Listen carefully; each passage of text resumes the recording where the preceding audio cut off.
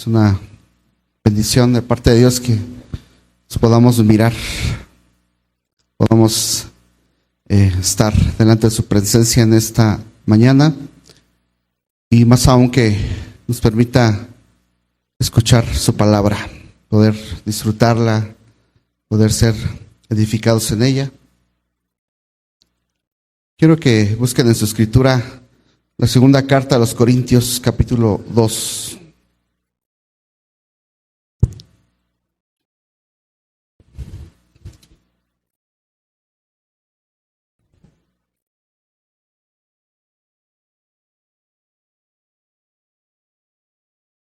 Segunda carta a los Corintios, capítulo 2, verso 14 al 16.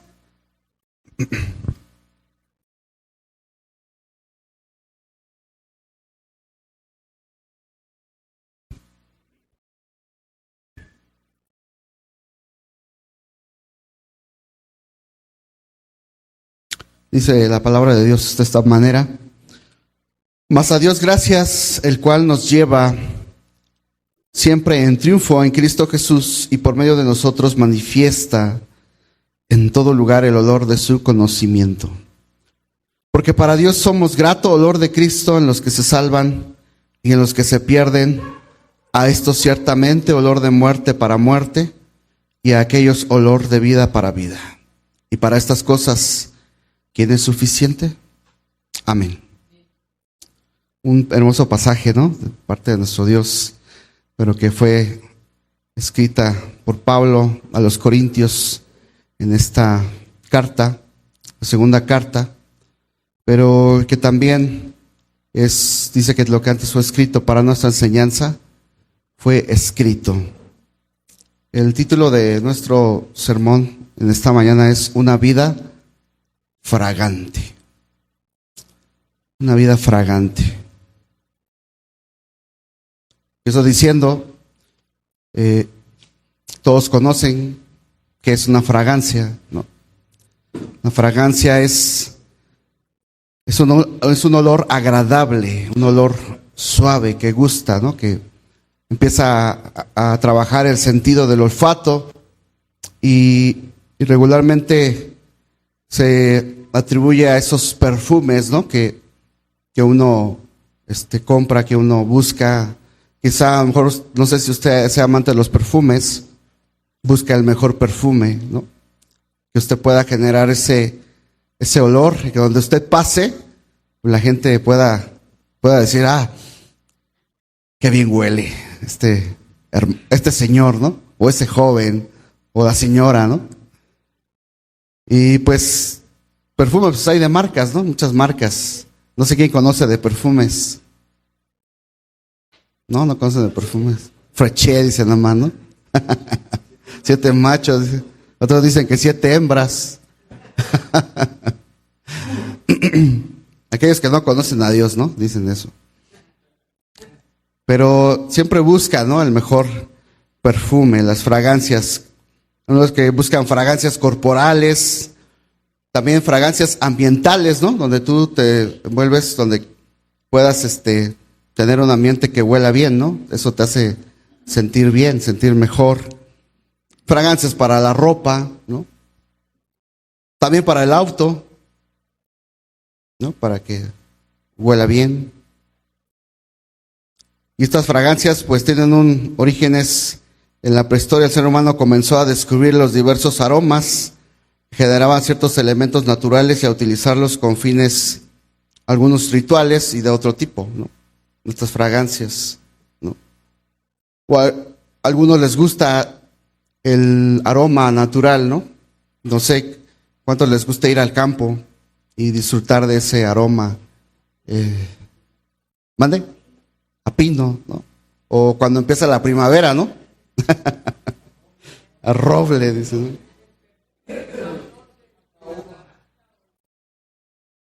De limón, ¿no? La flor de la naranja.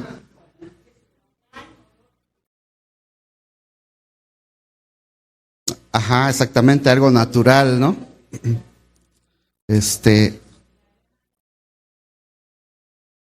Cuando está húmeda también, ¿no? Tierra mojada, ¿no? Sí. Pues sí, los que disfrutan esos aromas en el campo, cuando brotan las flores, ¿no? Pero no tanto a los que son alérgicos, ¿no? No lo disfrutan de esa manera, ¿no? Porque generan alergias en ese sentido. Pero son aromas naturales, ¿no? Que el Señor ha creado, ¿no? Pero eso es de una manera, pues, literal, ¿no? De una manera que se percibe con el olfato. Pero hay un perfume espiritual que Dios ha creado y el cual extiende por este mundo y genera dos reacciones muy diferentes. En unos genera un placer, una devoción, pero en otras una repulsión, una alergia a todo lo que huele ese perfume. El tema central que vemos en el apóstol Pablo en este pasaje es que pese a esa doble reacción o doble percepción respecto a este perfume, eso no implica que ese perfume esté fallando o que no sea eficaz, sino todo lo contrario, porque ese perfume siempre cumple el propósito por el cual es disperso. El triunfo es que ese perfume no deja indiferente a nadie.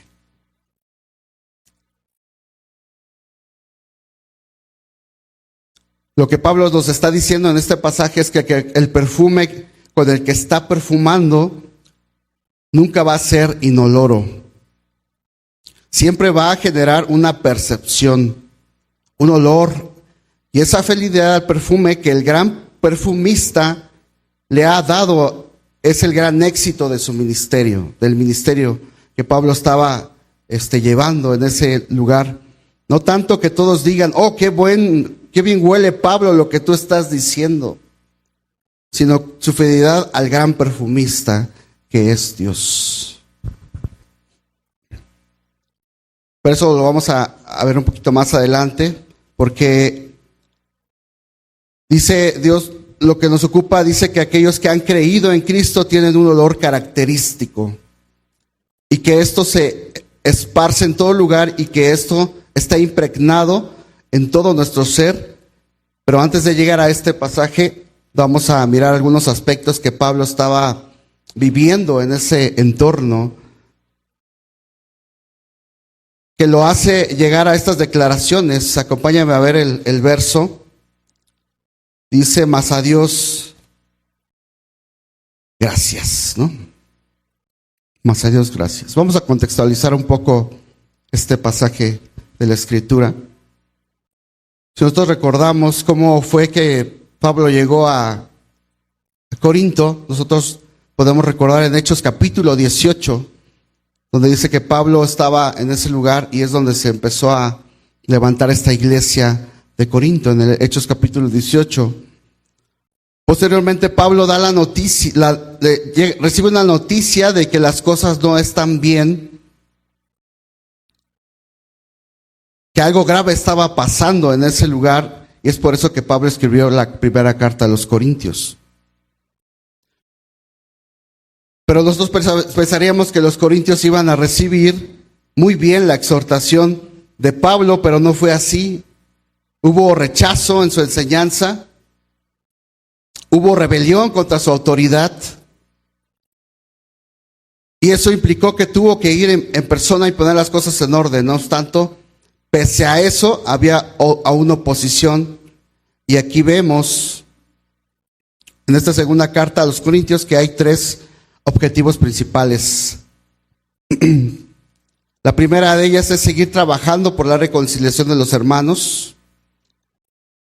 La segunda es que les está instando a que sean generosos con la iglesia de Jerusalén, que estaba padeciendo necesidad en ese entonces. Y sigue intentando estar en paz con sus opositores que aún están en la iglesia, en ese lugar, en conflicto. Y es sorprendente, ¿no?, que Pablo inicia esta carta, como era costumbre, con una acción de gracias, ¿no? Él da gracias a Dios, el Dios de toda misericordia, el Dios de ¿qué? De toda consolación, dice la palabra de Dios. Ese Dios que fue de consuelo tanto para Pablo y en esa oposición, en ese rechazo, como para los mismos corintios en un momento bastante difícil. Y les dejó claro que su perdón, su amor, pese al rechazo y el desprecio, Pablo les va a enseñar que el liderazgo cristiano es de aquellos que han sido cautivados por Cristo, que Cristo es el Rey realmente triunfante, que nos ha hecho triunfantes a nosotros. Que en algún momento nosotros éramos enemigos de Dios, pero que hemos sido cautivados por el Rey de Reyes y ahora vivimos para servirle, ahora somos siervos del Dios Altísimo. Entonces usted recuerda Gálatas 2:20. Si gusta leerlo, buscar Gálatas capítulo 2, verso 20.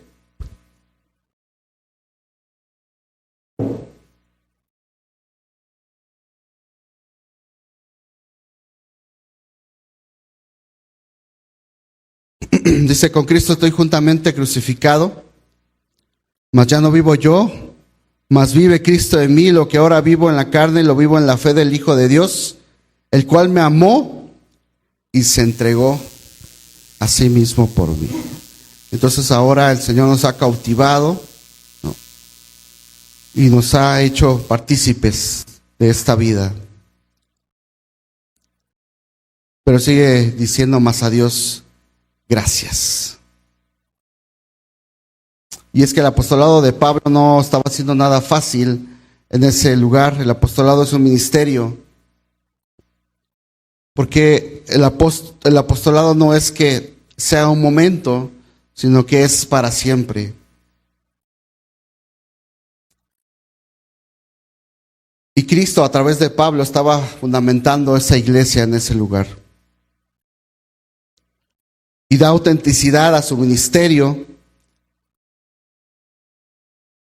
Lo que Pablo estaba haciendo daba autenticidad a su ministerio, ¿no? No era ese reloj lujoso, no era ese coche lujoso, no era que se hospedara en hoteles lujosos o el dinero que poseía, sino que eran las marcas de Cristo que lo hacían que ese ministerio fuera válido para toda la iglesia. Pero ¿cuáles marcas? En el capítulo 11 nos da a detalle los sufrimientos de Pablo por su Señor. Pero aquí vemos una gran paradoja en este punto, la paradoja de la cruz. Donde nosotros vemos debilidad, Dios ve fuerza. Donde nosotros vemos fracaso, Dios ve triunfo. Donde nosotros vemos debilidad, ve fuerza al Señor. No nos engañemos con nuestros sentidos, porque Él era pobre. Dice que trabajaba y lo que trabajaba lo invertía para el Evangelio. Era perseguido, desprotegido en su persona. No tenía guardaespaldas. Encarcelado. Y uno puede pensar, ¿cómo es que Pablo puede dar gracias en esta condición? Difíciles, ¿no? Regularmente el cristiano, da gracias cuando le va excelente, ¿no? Cuando le va bien. Y cuando no se acuerda de dar gracias, ¿no? Pero Pablo estaba consciente de que lo que estaba haciendo era porque Dios lo llevaba en triunfo día con día, ¿no? Él lo veía como un triunfo, así como Cristo, ¿no? En la cruz, algunos lo vieron derrotado. Y en algún punto los apóstoles pensaron, ¿no?, que se había acabado todo cuando Cristo había muerto. Pero no, era un triunfo para la iglesia, ¿no?, que Cristo había resucitado. Pablo da gracias porque el triunfo o éxito de su ministerio no depende de resultados cuantitativos, no depende de la facilidad o comodidad de su ministerio, No depende del conocimiento público, el reconocimiento público de los demás. De eso no depende. No que digan, oh, qué gran predicador el apóstol Pablo. No dependía de eso. Sino depende únicamente de ser hallado fiel. De eso dependía. No dependía de las circunstancias, sino de su sujeción a la palabra. La palabra era su tranquilidad. Saber que estaba sujeto a la Escritura es suficiente, inherente, poderosa, infalible, inspirada, revelada. Y él se está aplicando a sí mismo lo que en algún momento les decía a los tesalonicenses: dad gracias en todo. En toda circunstancia. Ser cristiano no es ser un ignorante, un triunfalista, diciendo que todo va bien, que todo irá bien, que no hay ningún problema, que siempre estoy alegre, que siempre estoy contento. No es eso. Ser agradecido y ser confiado en Dios, porque Él nos lleva siempre en triunfo, a pesar de las situaciones.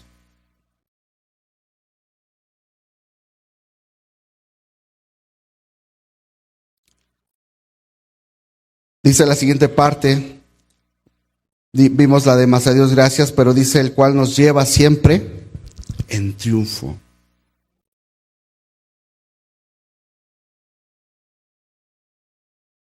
¿Cómo?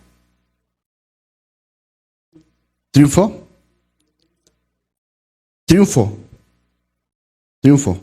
Ahorita lo vamos a ver. ¿Qué es triunfo? ¿Por qué nos lleva siempre en triunfo? Dice, encontramos en esta parte una gran paradoja, el aparente fracaso del ministerio, de su ministerio.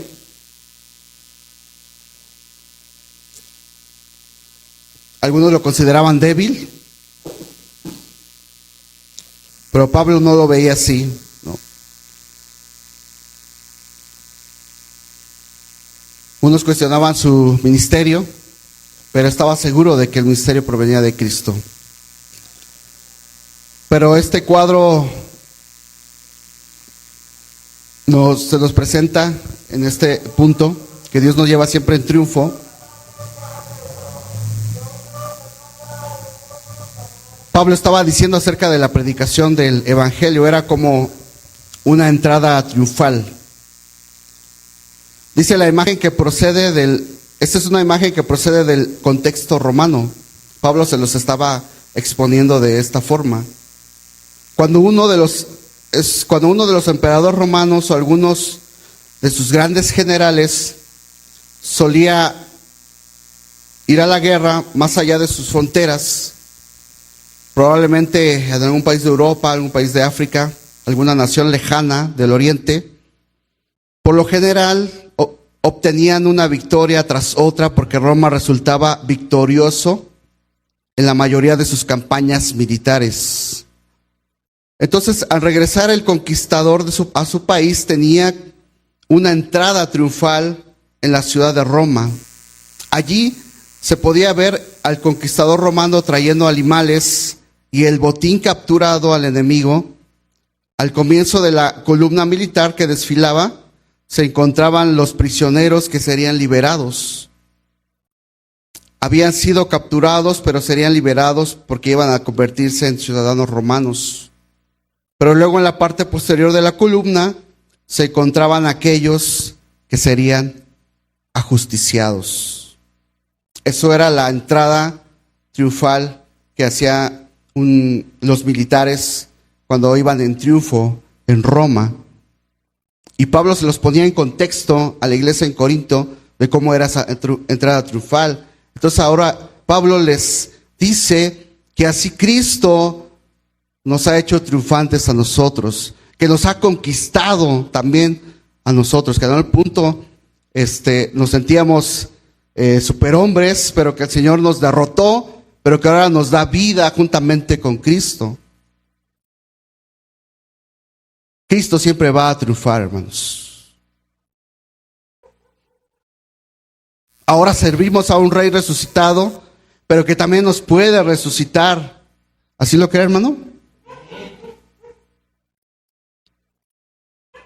No bases tu vida cristiana en tus euforias, en tus triunfalismos, ni en tus depresiones. Básalas en tu Rey. Él ha triunfado y tú triunfas en Él. Triunfamos en Cristo. Está Cristo desfilando triunfante y nosotros vamos detrás. Ahora nosotros vamos detrás con como los que hemos sido derrotados, y estamos diciendo a los enemigos de Cristo: oye, mira lo que ha pasado con nosotros. Cristo nos ha derrotado. Esto es magnífico para nosotros. Es lo mejor que nos ha pasado, hermanos. Ahora ese evangelio, ese olor de su conocimiento está impregnado en nosotros. Hay algunos que todavía no se dejan vencer, se resisten a este conocimiento, a que Cristo los derrote, pero que también les dé vida.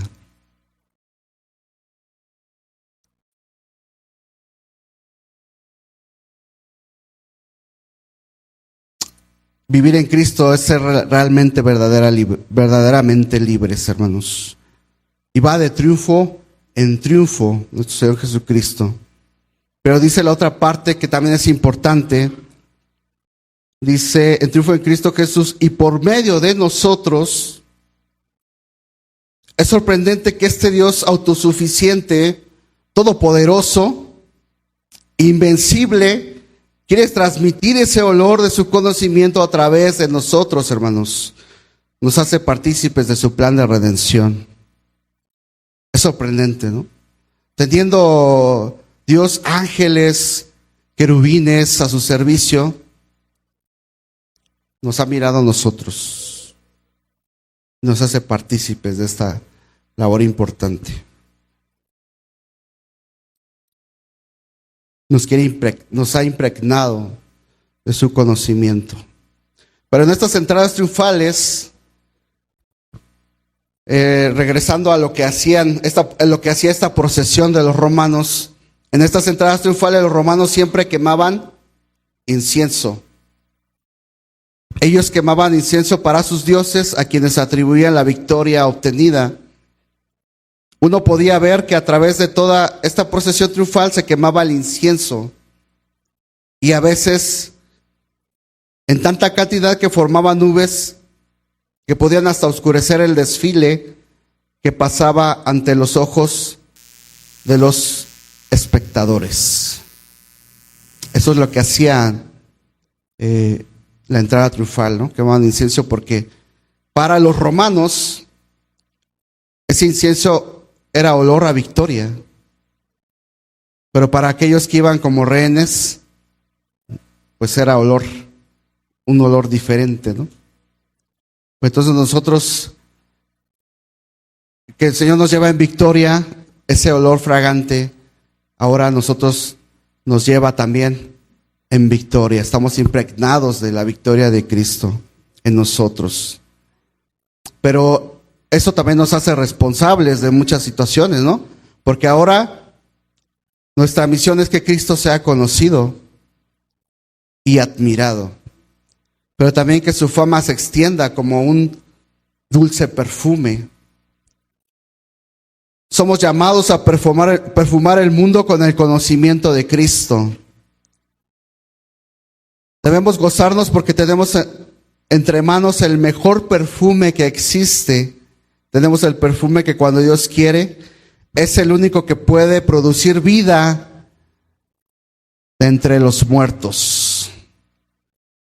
¿Usted ha visto la película del perfume?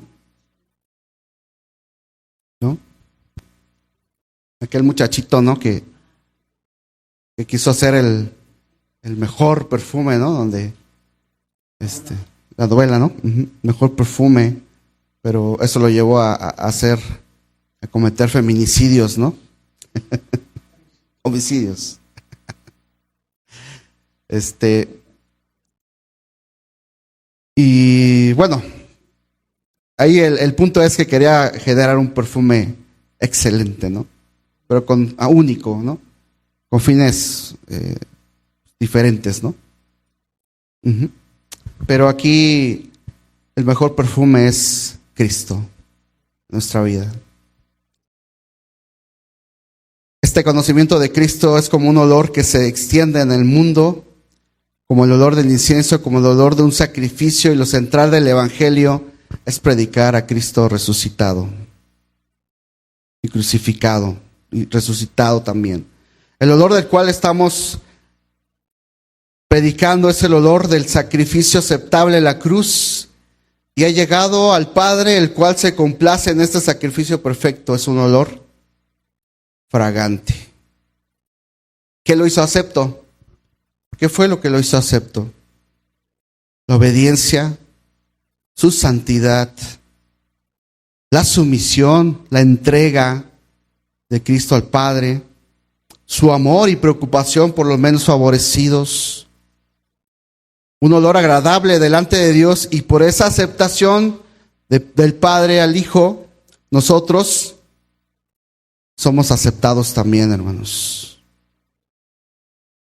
No es por nuestras propias fuerzas, no es por los logros, sino que es por medio de Cristo, que Cristo nos hace acepto y nos comparte de ese aroma fragante.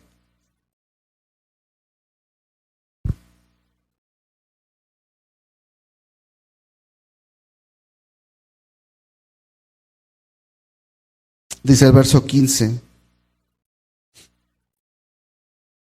Porque para Dios somos grato olor de Cristo en los que se salvan y en los que se pierden.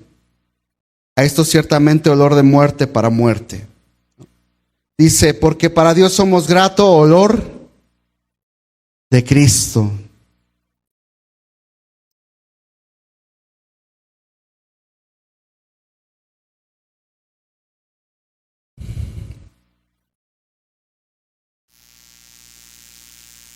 A pesar de las circunstancias, Pablo no tiraba la toalla, como se dice coloquialmente, sino su fuerza provenía de Dios, porque él consideraba que su vida era un grato olor de Cristo. A pesar de las oposiciones y de aquellos que querían echar abajo el ministerio, él estaba consciente, ¿no?, de que era grato olor de Cristo. Y es que lo que Dios pide es fidelidad, obediencia, confianza en el perfume que nos ha confiado. El perfumista nos ha confiado este perfume tan valioso. Y este perfume ha funcionado también en nosotros. Cristo ha generado esto, que seamos un olor fragante. Pero también nosotros debemos mantenernos en esa línea, porque nosotros miramos cuando en Génesis 8, capítulo 8, verso 20-21, habla acerca de cuando Noé salió del arca, y dice que él ofreció un sacrificio a Dios, y dice, ¿cómo dice ahí? Fue grato a Dios, ¿no? ¿Por qué? Porque comenzaba una nueva humanidad, comenzaba una nueva vida. En esa arca solamente 8 personas fueron salvas. Con esas 8 personas empezaba una nueva generación, ¿no? Una nueva vida, una nueva oportunidad que Dios le estaba dando a esa generación. Así nuestra vida, Dios nos ha dado una oportunidad, y ahora ese olor debe mantenerse fragante ante Dios. Dice Efesios 5, capítulo 5, verso 1 y 2. Quiero que lo busque, hermano.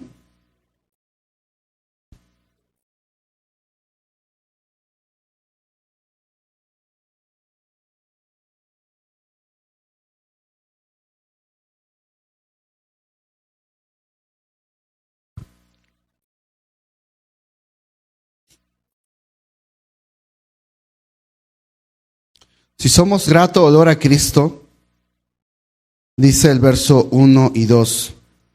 Sed pues imitadores de Dios como hijos amados, y andad en amor como también Cristo nos amó y se entregó a sí mismo por nosotros, ofrenda y sacrificio a Dios en olor fragante. Qué hermoso, ¿no? Cómo es que fue un sacrificio agradable para Dios, su hijo, su único hijo. Pero dice, andad en amor, ¿no? La recomendación para la iglesia, para nosotros que hemos sido impregnados del conocimiento de Cristo es andad en amor como Cristo nos amó. ¿Cómo amó Cristo? ¿Solo lo que los amaban? Como dice en el Sermón del Monte, amad a vuestros enemigos, bendecid los que os persiguen, ¿no? Y empieza a dar, ¿no?, esa forma de amor que quizá no conocían o que no estaban acostumbrados, ¿no? Así nosotros, ahora que somos impregnados del conocimiento de Cristo, debemos amar también, amarnos los unos a los otros.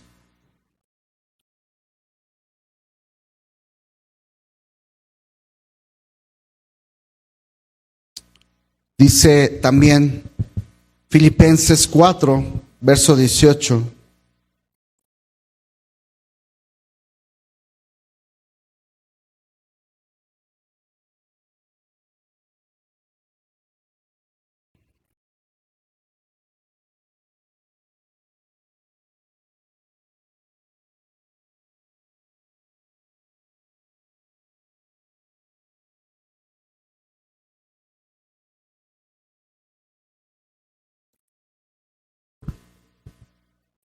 Si nosotros somos olor grato a Cristo, ¿qué va a generar esto en nosotros? Dice el 18, pero todo lo he recibido y tengo abundancia, estoy lleno, habiendo recibido de Epafrodito lo que enviasteis, olor fragante, sacrificio acepto, agradable a Dios. ¿Qué genera en el cristiano, en aquel que ha recibido a Cristo? Ayudar al necesitado, ¿no? Enviaron esta ofrenda y Pablo dice, estoy lleno, dice,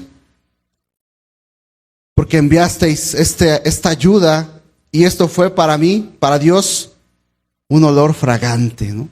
Cuando usted está dispuesto a ayudar, a ver por la iglesia, por los necesitados, es un olor fragante y aceptable para nuestro Dios.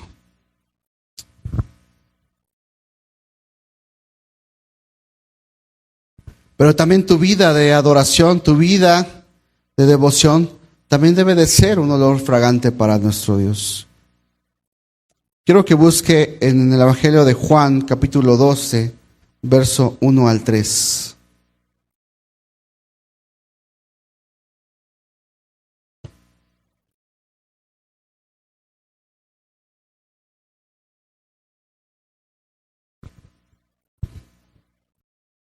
Juan, capítulo 12, verso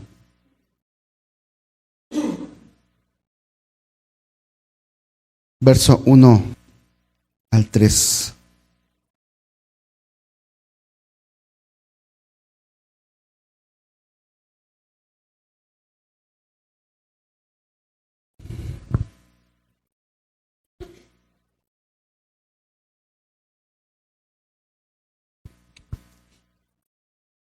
Dice, 6 días antes de la Pascua, vino Jesús a Betania, donde estaba Lázaro, el que había estado muerto, a quien había resucitado de los muertos. Y le hicieron allí una cena. Marta servía y Lázaro era uno de los que estaban sentados a la mesa con él. Entonces María tomó una libra de perfume de nardo puro, de mucho precio, y ungió los pies de Jesús. Y enjugó con sus cabellos, y la casa se llenó del olor del perfume. Amén. ¿Qué significa esto? Esa adoración que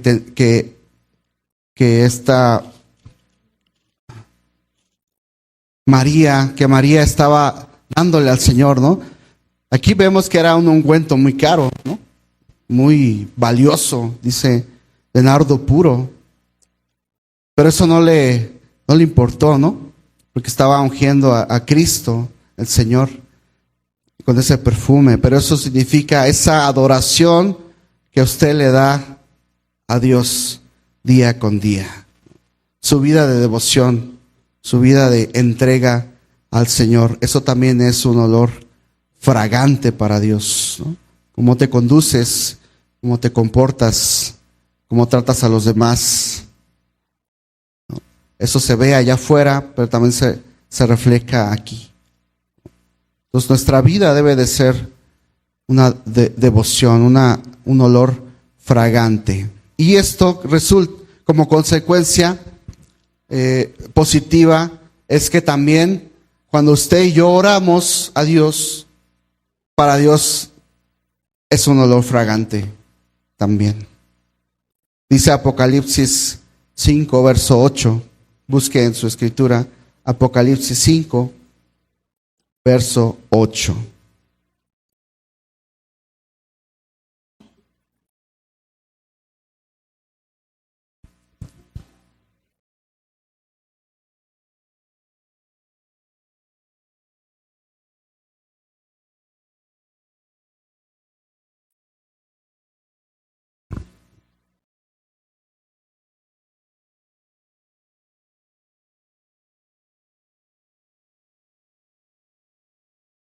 Dice, y cuando hubo tomado el libro, los 4 seres vivientes y los 24 ancianos se postraron delante del Cordero. Todos tenían arpas y copas de oro llenas de incienso, que son las oraciones de los santos. Entonces, todas estas acciones que el Señor nos permite hacer, porque Él lo ha generado en nosotros, resulta de una manera positiva a nuestras oraciones. Nuestras oraciones son respondidas a Dios y es un olor fragante para nuestro Dios. Regresamos a nuestro verso, segunda carta a los Corintios, capítulo 2.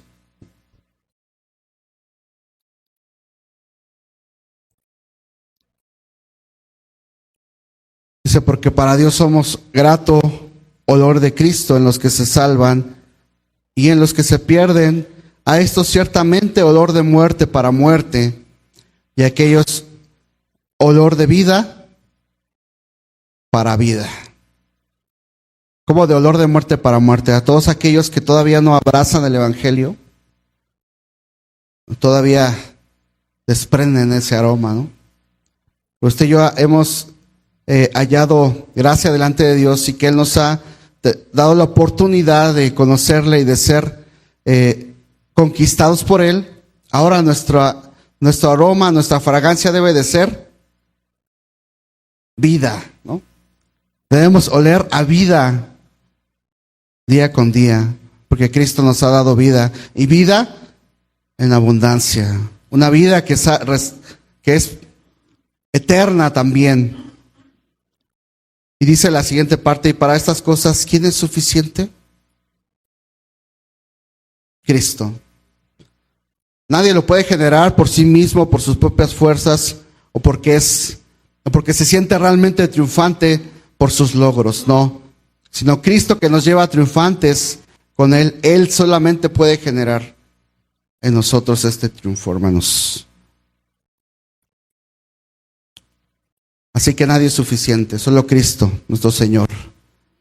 Como conclusión, hermanos, que nuestra vida sea en todo lo que pensamos, en las acciones y decisiones que sean agradables a nuestro Dios, haciendo todo con la verdad, con el compromiso y calidad que Él merece.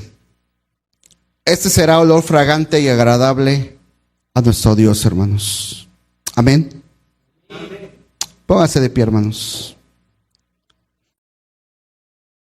Recibimos a nuestro hermano pastor y ministro Suriel Martínez.